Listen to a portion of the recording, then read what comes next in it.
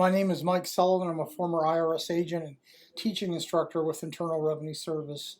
Welcome to my YouTube channel. They're short, they're sweet, they're to the point. I don't go on babbling like other people who want to sell you a bunch of crap.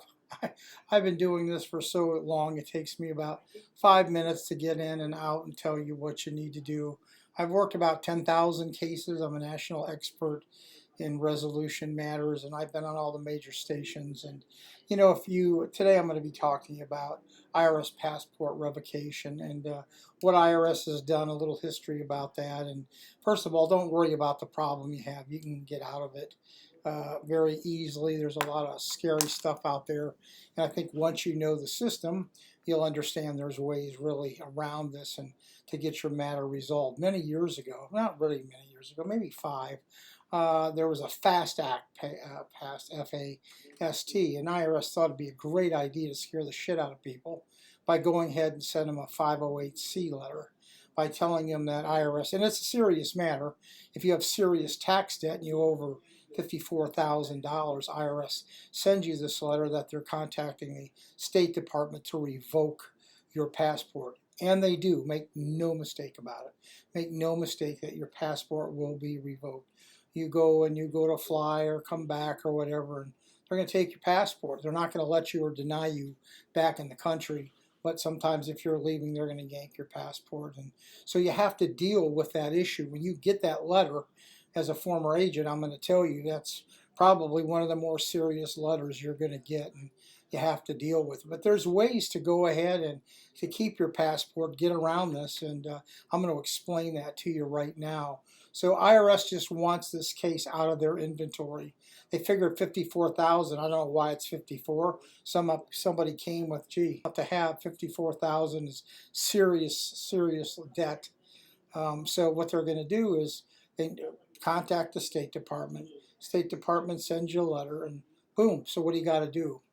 Well, IRS has different alternatives that you have that you can get your passport back. And there's really 3 options you have. You got to contact IRS, and you've got to let them know, hey, I want my passport back. And they're going to say, okay, well, we have 3 programs for you. Which program are you eligible for? And you're going to say, well, what are the programs? Well, IRS wants a current financial statement on you. If it's at the service center, they're going to want a 433F. If it's in the local office, they're going to want a 433A. You may as well write those down. You're going to have to fill them out. That's the 433F or the 433A. IRS is going to want that thoroughly documented. They're going to want that complete. They're going to want all documentations. They're going to want pay stubs. They're going to want canceled checks. They're going to want income. They want you to show what your income and your monthly expenses are. What IRS is trying to do is get a good indication of how much you can pay on a monthly basis. So what IRS has is they have what's called the National Standards Program. What that means is that IRS is going to dictate to you how much you can spend for food and clothing, housing and utilities, car payment, and operation of your car. They will lock you into that. Basically, what IRS is trying to do is get a healthy monthly payment from you. But that doesn't mean you can pay the money at that time.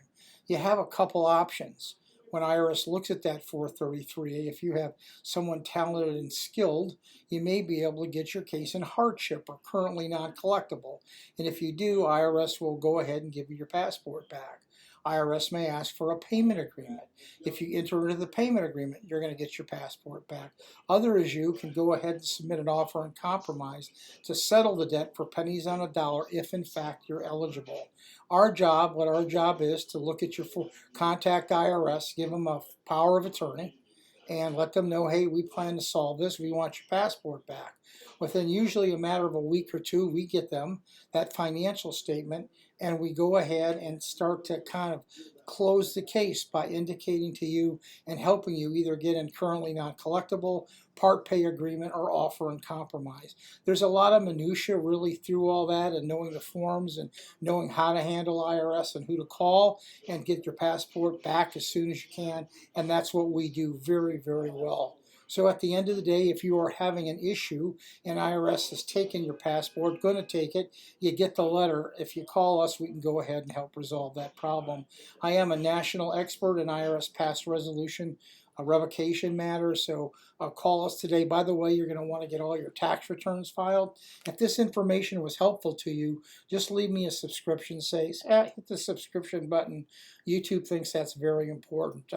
It's important to me because it's important to YouTube. You're welcome to contact me, have us represent you. You can give me a like, leave me a comment. You're welcome to just ask me a question on my comments page. I usually get back to you, usually by the end of the week. Thank you. Don't forget the subscription, and don't forget we can get your passport back for you. Thank you for listening.